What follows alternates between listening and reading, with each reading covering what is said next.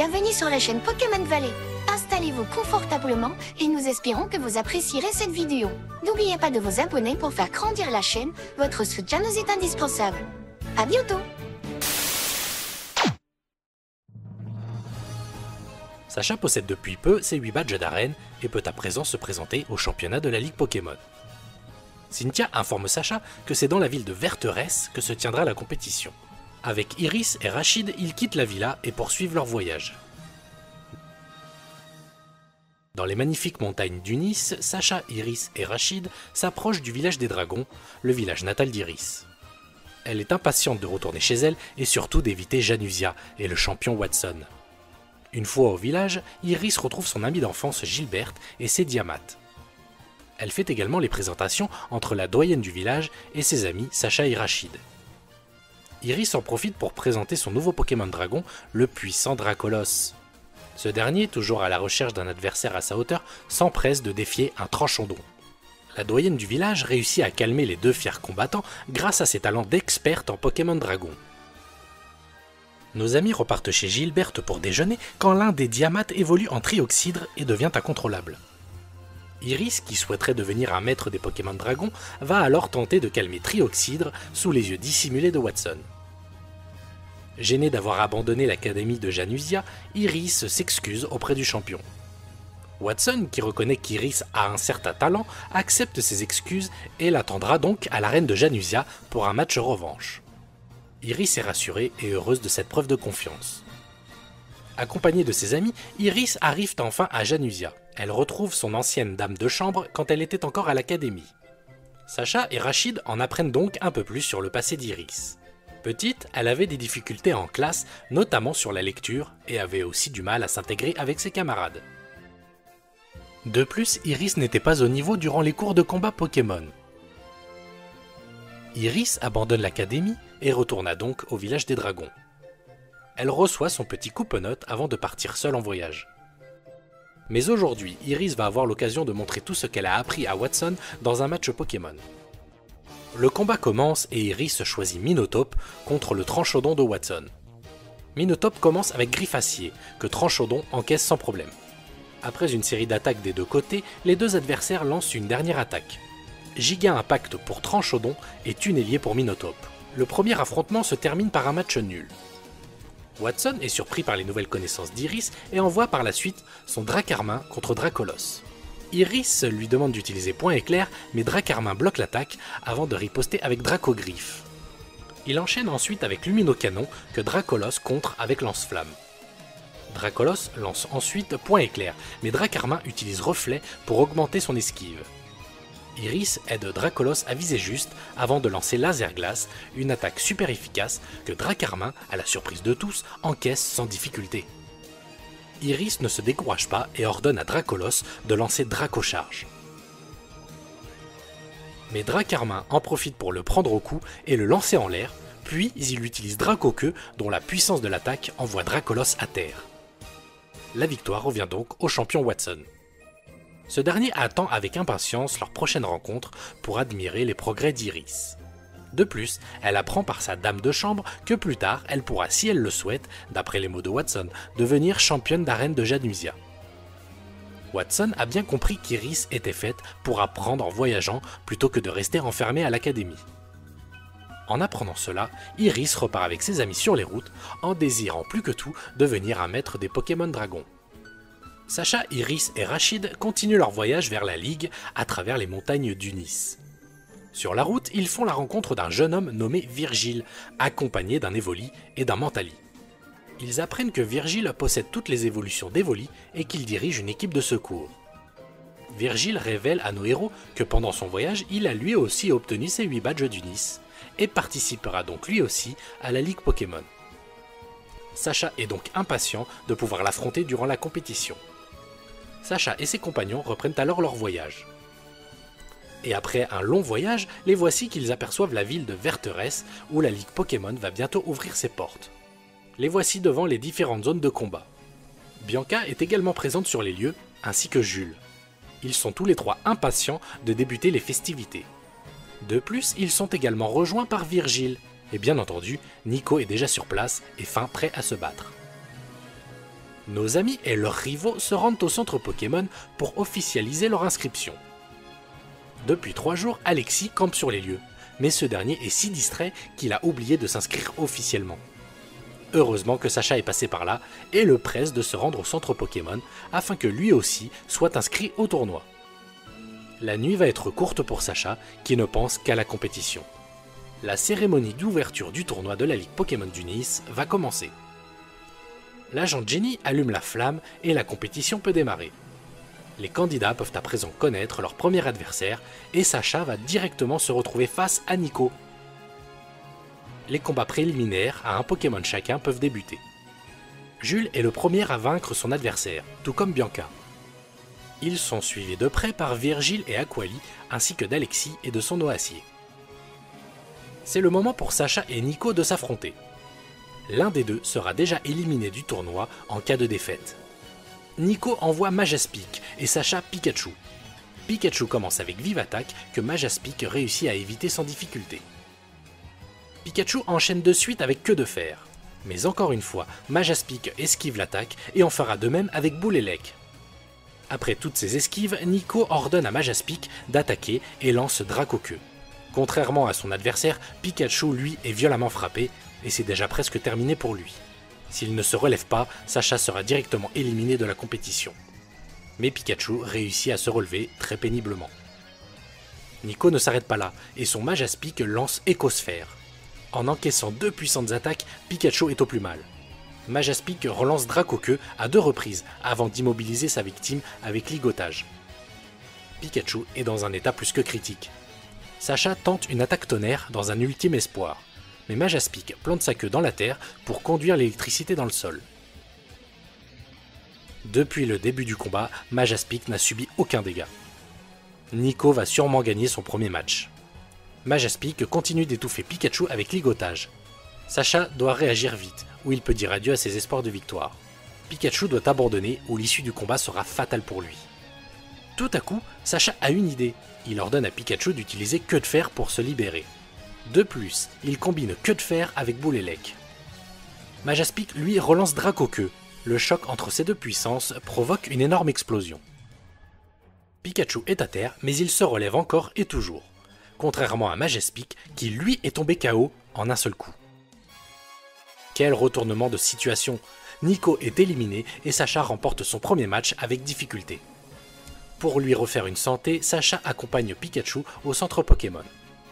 Sur place, il retrouve Nico, qui se prépare à repartir. Nico félicite Sacha pour sa victoire et repart sur les routes pour devenir plus fort afin d'être au niveau pour battre Goya. Le lendemain matin, Bianca et Alexis sont confrontés l'un à l'autre dans un match à 2 Pokémon chacun. Alexis prend l'avantage avec son Clamiral sur l'escargome de Bianca. Mais grâce à son Roitiflamme, Bianca remonte au score en remportant son deuxième combat contre Clamiral. Avec son dernier Pokémon Riolu, Alexis reprend l'avantage en battant Roitiflamme, ce qui lui offre la victoire. Sacha lui est en plein combat pour une place en 8e de finale. Et avec Baguiguane, ils réussissent à vaincre leur adversaire et à remporter la victoire également. Les prochains matchs éliminatoires s'affichent sur l'écran géant. Sacha sera opposé à Jules. Au terme de ce match à 3 Pokémon chacun, le vainqueur aura droit à une place en quart de finale. Le moment est arrivé. Jules envoie un Léopardus et Sacha choisit son Crocorible. Les deux adversaires opposent leurs attaques Griffombre et Dracogriffe. Alors que Crocorible semble totalement affaibli, c'est finalement Léopardus qui tombe à terre. Jules envoie son deuxième Pokémon, Zeblitz. Sacha a décidé de changer de Pokémon pour qu'il se repose au profit de Batracné. Étant de type sol, Batracné est avantagé. Zeblitz ne peut donc plus utiliser des attaques électriques. Batracné lance Cradovague et réussit à empoisonner Zeblitz. Seulement, Zeblitz réplique avec façade et à cause de son empoisonnement, l'attaque est doublement plus puissante. L'affrontement entre ces deux Pokémon continue et se terminera par une double défaite. Jules envoie son dernier Pokémon, Caraclé. Sacha envoie Monternelle et grâce à sa rapidité, il prend le dessus sur Jules. Caraclé subit énormément de dégâts par Monternelle. De plus, après avoir subi plusieurs coups, la capacité spéciale de Monternelle s'active et augmente ses attaques de type insecte. Mais ce ne sera pas suffisant pour remporter le combat car c'est Caraclé qui reste en course. Sacha doit renvoyer son dernier Pokémon, Crocorible. Les deux adversaires sont épuisés par leur combat précédent, mais aucun des deux ne se laisse dominer. Mais ils sont tout de même à bout de souffle. Leurs dernières attaques seront décisives. Jules lance Point Karaté comme ultime attaque. Mais à la grande surprise de tous, Sacha lance Aéropiqué. Et grâce à cette attaque de type vol, c'est Crocorible qui remporte le combat et Sacha sa place en quart de finale. Dans les autres stades, Alexis et Virgile gagnent eux aussi leur match de 3e tour et rejoignent Sacha en quart de finale. Pour son prochain match, Sacha devra faire face à Alexis qui débutera le lendemain.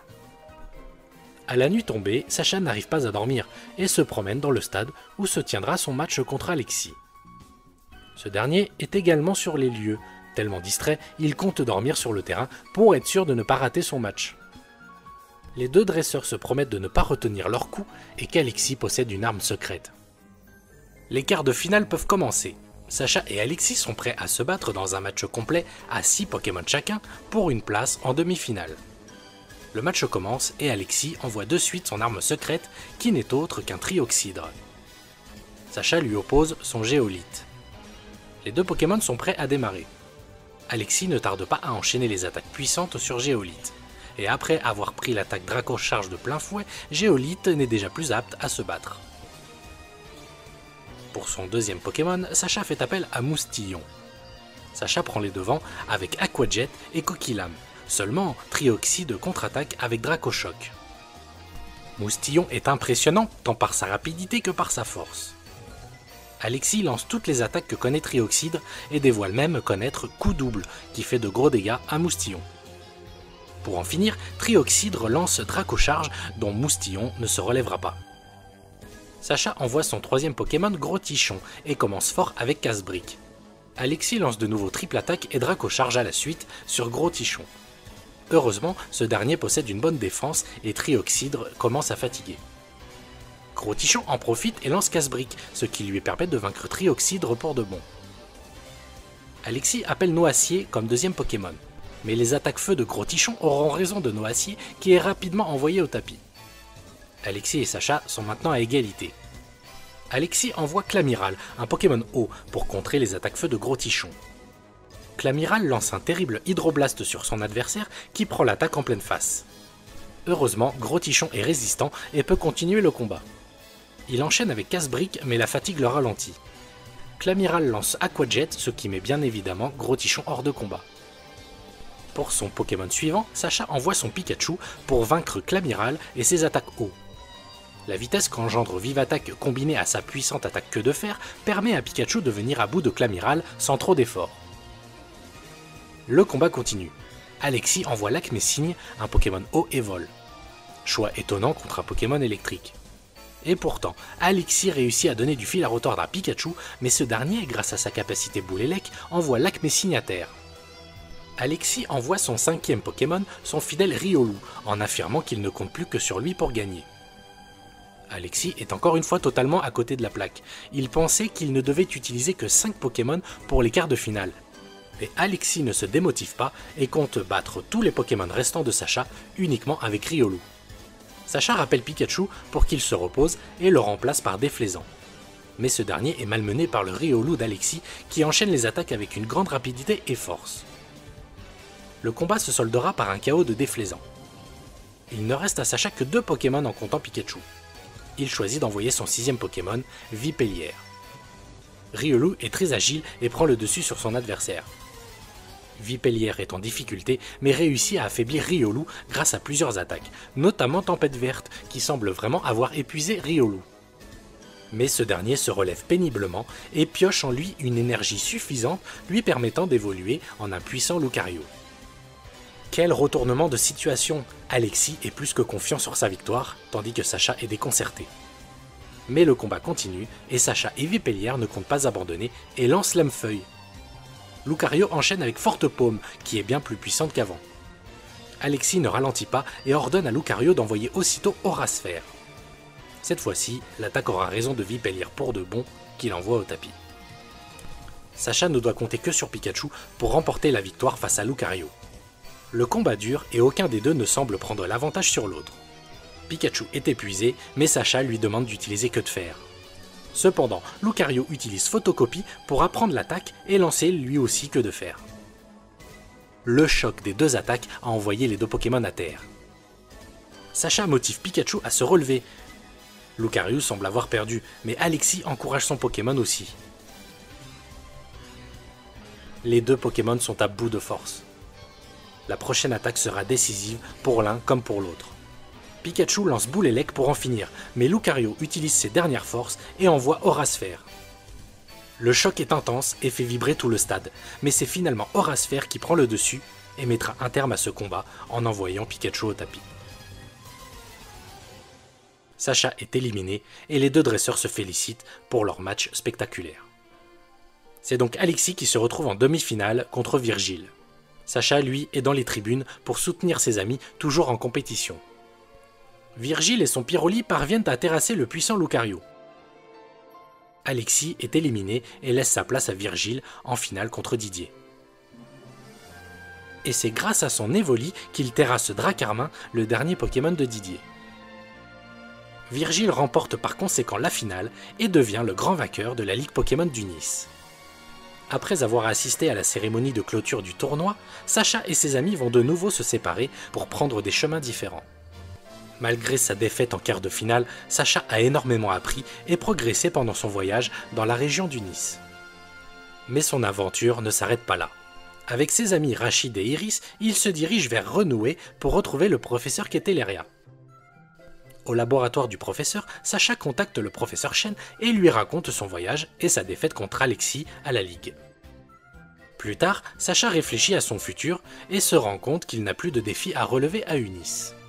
Rachid et Iris, quant à eux, n'ont pas pu accomplir leur but et souhaiteraient continuer leur voyage tous ensemble. Le professeur Keteleria reçoit un appel de son père qui compte se rendre aux ruines blanches. Ce sont des ruines qui viennent tout juste d'être découvertes près de la ville de Flocombe et qui seraient directement liées à Reshiram. En quête d'aventure, nos amis décident de rejoindre le père du professeur Keteleria en espérant rencontrer le fameux dragon légendaire. Avec toutes ces raisons, nos amis prennent le large vers de nouveaux horizons.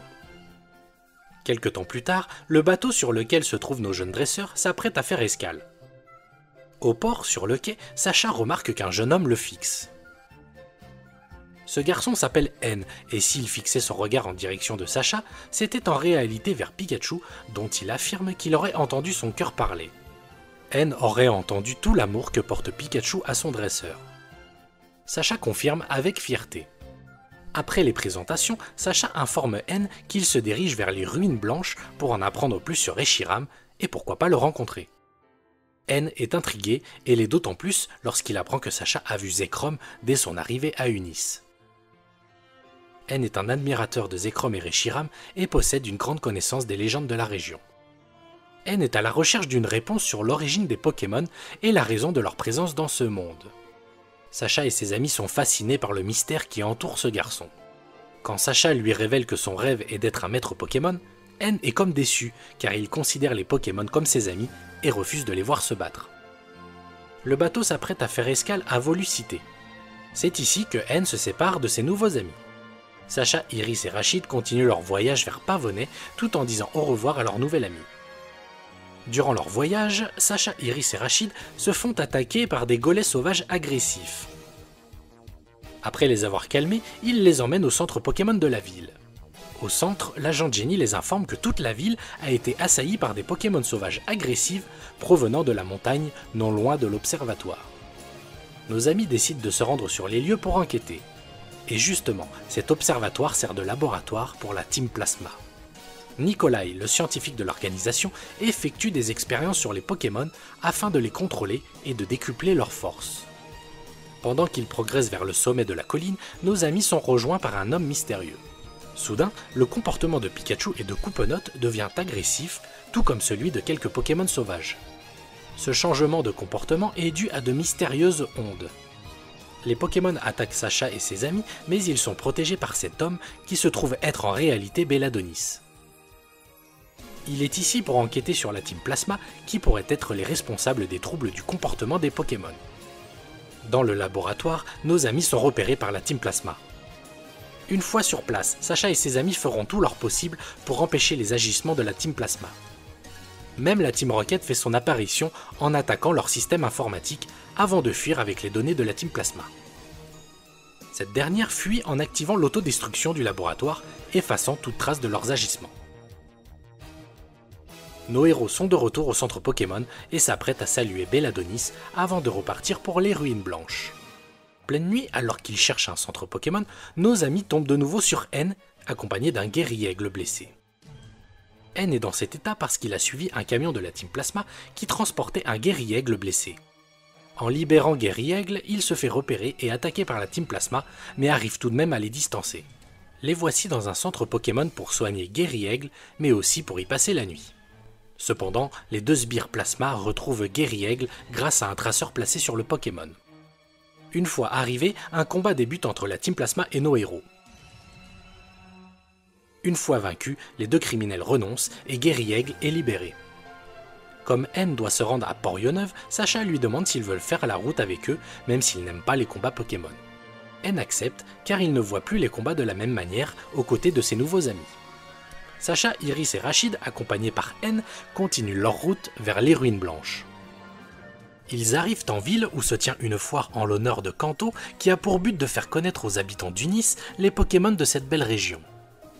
Après la foire, Sacha dit que de voir un Salamèche sur scène lui a rappelé de vieux souvenirs. Ses amis sont étonnés d'apprendre qu'il a eu un Salamèche. Sacha annonce qu'il aimerait bien revoir son Dracofeu et va de ce pas au vidéophone. Sacha appelle donc le professeur Chen, qui lui envoie Dracofeu à la place de Déflaisant. Sacha s'empresse de faire sortir Dracofeu de sa Pokéball. Tous les autres Pokémon de nos héros sortent pour faire la rencontre de ce puissant Dracofeu. Quand Dracolos et Dracofeu se font face, une rivalité intense se fait ressentir. Tous deux voulant affronter un adversaire de plus en plus fort, ils commencent à vouloir se battre. Sacha propose alors à Iris de faire un match pour savoir lequel des deux est le plus fort. Dracolos et Dracofeu commencent tous deux à opposer leurs attaques lance-flammes respectives. Dracofeu s'envole, poursuivi par Dracolos qui essaye de le frapper avec point éclair, mais Dracofeu est trop rapide pour lui. Dracolos lance son terrible Dracocharge qui envoie Dracofeu au sol. Mais Sacha sait que Dracofeu n'a aucune égratignure. Dracofeu réplique avec Dracoqueue. Dracolos prend l'attaque dragon de plein fouet, ce qui l'envoie à terre et le blesse. Tout à coup, N met fin au combat. Les deux Pokémon ont suffisamment montré leurs forces respectives à l'un comme à l'autre. Sacha propose à Dracofeu de réintégrer son équipe et de voyager à nouveau à ses côtés.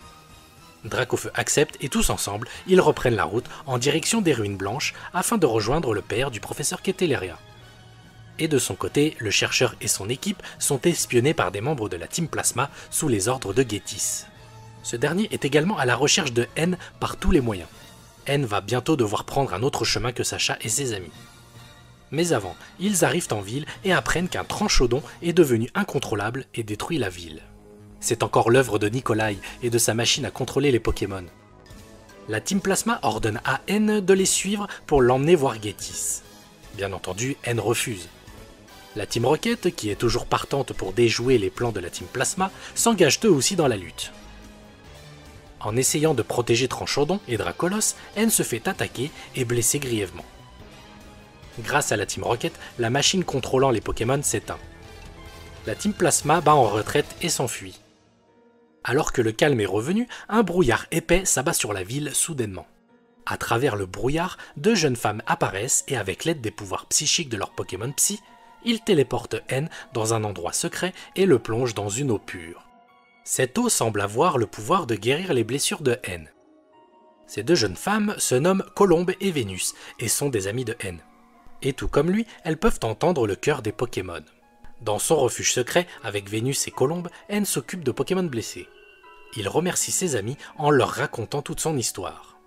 Petit, N vivait seul dans un château et ne sortait jamais.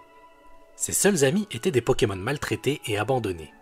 Gétis lui interdisait d'avoir le moindre contact avec les humains pour une mystérieuse raison. Gétis veut que N devienne le chef de la Team Plasma pour accomplir son projet. Lors d'une cérémonie organisée par Gétis, Reshiram et sa rage s'abattent sur eux et sur tout le château. Pour une raison inconnue, N a été épargné et rencontre Vénus et Colombe qui ont été elles aussi enlevées de la même manière que N. Depuis ce jour, N, Vénus et Colombe se sont réfugiés ici pour sauver les Pokémon de l'oppression humaine. Gétis est sur les traces de N. Nikolai se demande pourquoi N est si important à ses yeux. La Team Plasma a réussi à trouver le sanctuaire secret où se cachent nos amis.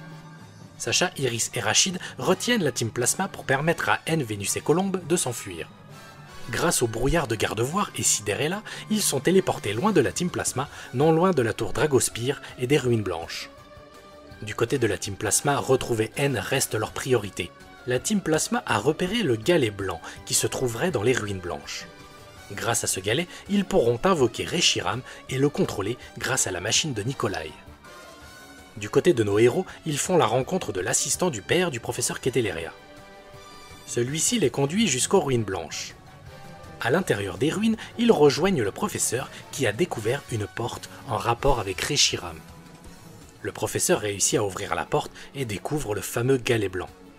Il se pourrait que ce galet soit le Pokémon légendaire Reshiram, mais sous une autre forme. N, qui a senti la présence de Reshiram, a rejoint Sacha et le professeur aux ruines blanches. Et tout à coup, N subtilise le galet blanc des mains du professeur. N souhaiterait retrouver Reshiram pour lui demander pourquoi il avait déchaîné sa colère par le passé. N s'enfuit, mais Sacha veut le rattraper pour discuter. Et tous les deux tomberont dans les entrailles des ruines. Heureusement, le sable a atténué leur chute. Au même moment, la Team Rocket assiste en cachette à tout et attend le bon moment pour s'emparer du galet blanc. Tout comme la Team Plasma qui débarque aux ruines blanches. L'assistant du professeur retire son déguisement et se révèle être Belladonis. Et avec l'aide de Rachid et Iris, ils affrontent la Team Plasma. Du côté de Sacha, il essaye de retourner à la surface avec l'aide de ses Pokémon. N est impressionné par cette relation qu'il entretient avec eux. Grâce à leur travail d'équipe, Sacha et N remontent à la surface. Durant l'affrontement avec la Team Plasma, Nikolai prend le contrôle de Pikachu qui se retourne contre son dresseur. La puissance électrique de Pikachu est si dangereuse pour Sacha qu'il risque d'en mourir. Devant une telle violence, N propose d'échanger le galet blanc contre la vie de Sacha. Gétis arrive et maintenant qu'il possède le galet blanc et a capturé N, il va de nouveau pouvoir invoquer Reshiram. Durant la cérémonie, N conjure à Reshiram de ne pas apparaître pour son bien. Tout à coup, un brouillard apparaît. Nos héros sont libérés par les Pokémon de Colombe et Vénus. Mais Nikolai prend le contrôle de ces derniers. La cérémonie suit son cours et Gétis invoque Reshiram qui apparaît sous sa véritable forme. C'est le moment idéal pour Nikolai d'agir et de prendre le contrôle total du dragon légendaire de feu. Gétis ordonne à Reshiram de tout détruire sur son passage sans même se soucier de ses propres troupes. C'est une puissance jamais vue auparavant. La Team Rocket, ne voulant pas être dominée par Gétis, s'apprête à agir quand soudain, Belladonis leur demande de l'aide. Sacha et Pikachu sont encerclés par la Team Plasma et s'apprêtent à reprendre le contrôle de celui-ci. C'est à ce moment-là que Meowth sort les griffes et vient en aide à Sacha et Pikachu. La seule solution est de détruire la machine de Nikolai, qui s'en prend de nouveau à Pikachu et en reprend le contrôle. Il résiste du mieux qu'il peut sous les encouragements de Sacha. Pikachu, avec une volonté d'acier, se retourne vers Reshiram et l'attaque. Grâce à cela, Reshiram reprend ses esprits et se libère du contrôle de Nikolai en détruisant sa machine. Mais la colère de Reshiram explose et s'en prend aux humains. N tente de le raisonner. Il veut convaincre Reshiram que les humains peuvent être bons, tout comme les Pokémon. Pendant ce temps, Iris et Rachid capturent Gétis et Nikolai pour les empêcher de s'enfuir. Reshiram s'apaise avant de disparaître dans le ciel. Le calme est revenu aux ruines blanches et le désastre a été évité. La police embarque la Team Plasma, maintenant dissoute, grâce à tout le monde et aussi à la Team Rocket. N, Vénus et Colombe disent au revoir à Sacha et ses amis. Ils font leurs adieux car leurs chemins se séparent. N va partir en voyage avec Vénus et Colombe afin de réaliser leurs rêves, voir le monde qui leur a longtemps été caché par Gétis. Après avoir empêché la Team Plasma de contrôler Reshiram, nos héros sont de retour à Renouet, au laboratoire du professeur Keteleria. Du côté de la Team Rocket, Jessie, James et Meowth sont félicités par Giovanni pour avoir anéanti la Team Plasma. Pour Sacha, le voyage à Unis est terminé et va s'en retourner vers Kanto. Iris et Rachid veulent accompagner Sacha pour découvrir de nouveaux Pokémon. Le professeur Keteleria propose à nos amis de prendre le bateau pour Kanto qui fera plusieurs escales dans les îles Décolores. C'est une bonne occasion de découvrir de nouveaux horizons. La Team Rocket malheureusement reprend ses vieilles habitudes et retourne sur les traces de Sacha et Pikachu. Le professeur Keteleria va envoyer les Pokémon de Sacha au professeur Chen avant de les emmener au port. Nos amis quittent Unis et voguent vers Kanto à travers les îles Décolores. Plusieurs jours plus tard, Sacha et ses amis ont déjà visité plusieurs de ces îles. Et aujourd'hui, ils feront escale sur l'île Tomisma pour rejoindre le professeur Chen en personne. C'est la première fois pour Iris et Rachid qu'ils rencontrent le plus célèbre des scientifiques Pokémon. Il est venu sur l'île pour capturer un Motisma pour ses recherches. Après que le professeur se soit lié d'amitié avec un Motisma, une fois dans sa Pokéball, tous deux quittent nos amis et s'en retournent à Kanto par la voie des airs. Sur l'île de la Moisson, Sacha, Iris et Rachid rencontrent un Pokémon qu'ils n'ont jamais vu. C'est un Galvaran, un Pokémon de la région de Kalos. Il appartient à Alexia, une journaliste et documentaliste Pokémon. Elle est venue jusqu'ici pour couvrir le tournoi des Pokémon Sumo de l'île. En apprenant cela, Sacha, Iris et Rachid s'inscrivent eux aussi à la compétition. Iris et Dracolos se font éliminer, ainsi que Rachid et Feuillajou. Sacha, lui, participe avec Gros-Tichon et remporte le tournoi face à Golémastoc. C'est la deuxième fois que Sacha remporte un tournoi de Pokémon Sumo. Et en fin de journée, nos aventuriers se redirigent vers le bateau pour Kanto. Tout comme Alexia, elle accompagne donc ses nouveaux amis pour le reste du voyage. En débarquant sur l'île de la grotte, Sacha croise la championne d'Ebenel, Sandra. Elle est ici pour attraper un Dracarmin d'une couleur différente, qui aurait été aperçu dans les environs. Avec l'aide de nos amis, il trouve le fameux Dracarmin et devient le nouveau Pokémon Dragon de Sandra. Iris est impressionnée et souhaiterait un jour affronter Sandra. Le voyage touche bientôt à sa fin. Sacha est sur le point de retrouver sa chère région de Kanto. Iris et Rachid sont impatients d'accoster à Carmin-sur-Mer et de découvrir les Pokémon de la région. Sacha et Alexia vont se rendre au Bourg-Palette, tandis que Rachid compte se rendre à Hoenn et Iris à Johto afin d'affronter Sandra. Après ce beau et long voyage, c'est le moment des au revoir. Iris et Rachid prennent le train Magnette et feront un bout de chemin ensemble. Une fois arrivée au Bourg-Palette, Alexia part directement au laboratoire du professeur Chen pour l'interviewer. Sacha les rejoindra plus tard. D'abord, il rentre à la maison retrouver sa maman qui s'impatientait de revoir son fils unique. Sacha monte dans sa chambre pour exposer ses badges aux côtés de ses autres victoires. Plus tard, il rejoint Alexis en pleine interview du professeur Chen. Sacha retrouve ses Pokémon et passe du bon temps avec eux. Pendant ce temps, sa mère, qui connaît son fils par cœur, lui confectionne des vêtements neufs pour son prochain voyage. Et en effet, Sacha veut en apprendre plus sur la région d'Alexia et ses Pokémon qu'il a hâte de rencontrer. Comme son rêve de devenir maître Pokémon n'est pas encore accompli, Sacha désire accompagner Alexia dans la région de Kalos. Du côté de la Team Rocket, ils sont félicités par Giovanni pour avoir dissous la Team Plasma et s'apprêtent eux aussi à se rendre à Kalos. Ils offrent leurs Pokémon de la région d'Unis pour servir l'organisation. Ils repartiront tout de même avec Culbutoke. Sacha annonce à sa mère qu'il compte repartir pour de nouvelles aventures. Ce n'est pas une surprise pour elle et lui offre en cadeau de nouveaux vêtements pour son voyage.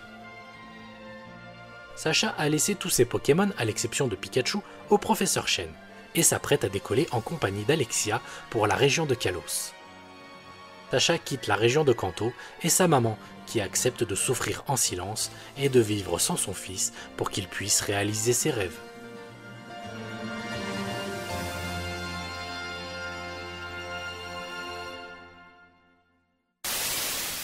Merci d'avoir regardé cette vidéo et n'oubliez pas de vous abonner. À très bientôt. Pokémon.